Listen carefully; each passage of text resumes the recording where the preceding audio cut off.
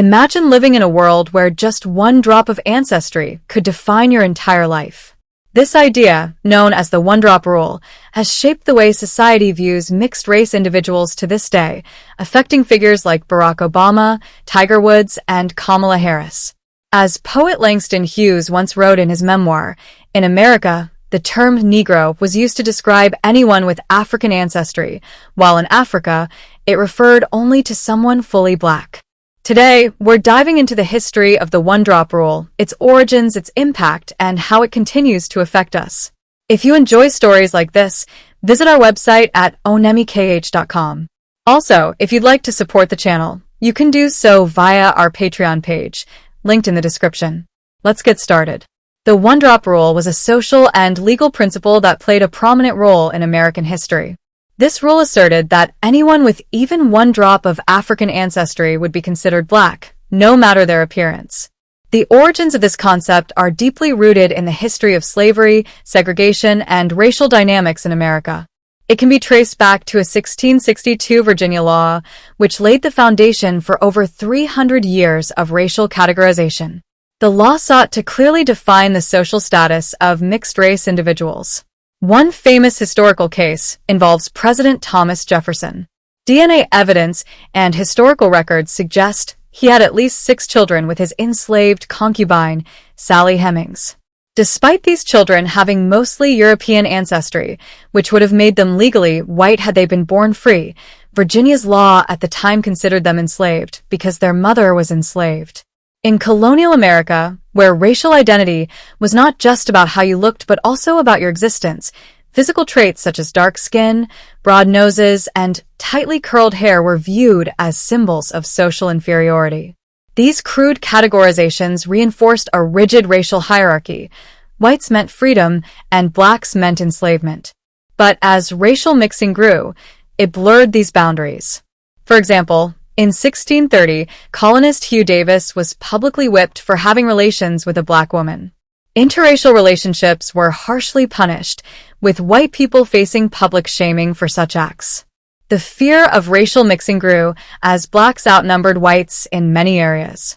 White supremacy became an obsessive goal, tied to eugenics and scientific racism, which promoted the superiority of the white race and depicted blackness as a contaminant.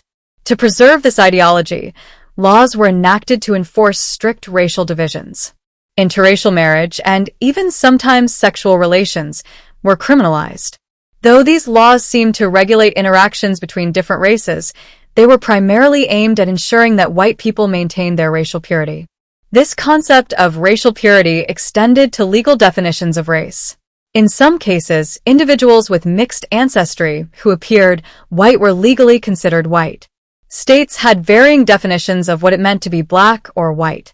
For example, in 1822, Virginia's law stated that someone with at least one-quarter black ancestry was considered mulatto, a term derived from the Latin word for mule.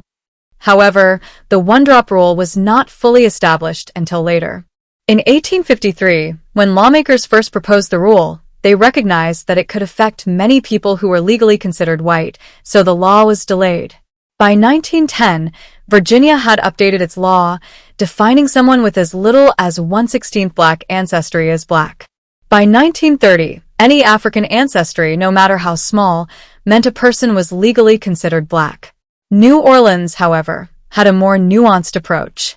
The city created a multi-tiered racial system, unlike the binary classification seen in other regions. Whites held the highest status, blacks the lowest, and between them were the Creoles of color, people who were the product of generations of intermixing between whites, Africans, and indigenous people. These Creoles had an intermediate social status and often enjoyed privileges not available to fully black individuals. Some Creole children were even acknowledged by their white fathers and allowed to rise into the elite class. Louisiana went further, developing a complex caste system based on fractions of black ancestry. Terms like quadroon, octoroon, and griff were used to describe the exact portion of black and white heritage a person had. This intricate system highlights society's desperate need to preserve these racial distinctions, even as the lines grew blurred. After the Civil War, Southern states enacted laws to enforce segregation and deny Black people the right to vote. Between 1890 and 1908, these laws spread across all former Confederate states and remained in place until the 1960s. The one-drop rule was solidified in 1896 with the Supreme Court's infamous Plessy v. Ferguson decision, which upheld segregation under the separate but equal doctrine. The case involved a man, Homer Plessy, who was considered Black under Louisiana law because he was 1/8 Black. This ruling set the legal foundation for racial discrimination. Between 1910 and 1930, states like Tennessee, Louisiana, Texas, and Mississippi adopted the one-drop rule, while others practiced it informally. This period marked the official legal enforcement of racial segregation, embedding systemic racism into American society.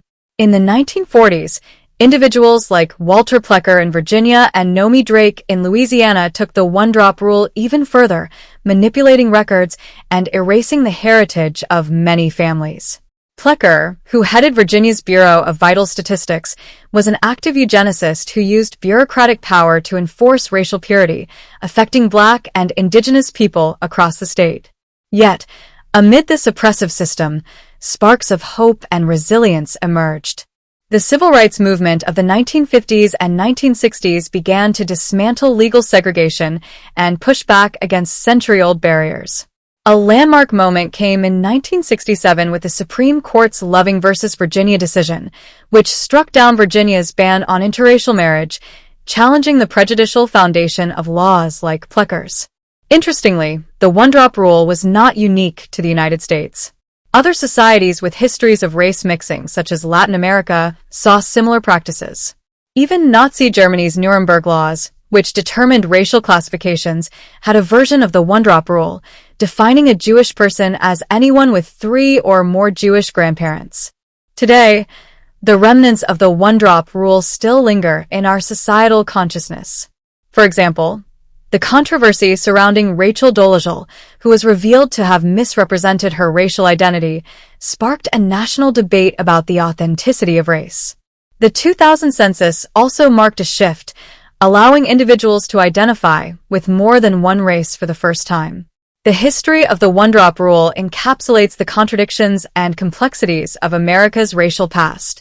It's a testament to how laws and social norms can solidify racial boundaries that are, at their core, just social constructs. And it highlights the ongoing struggle to break down these rigid classifications in the pursuit of a more equitable society.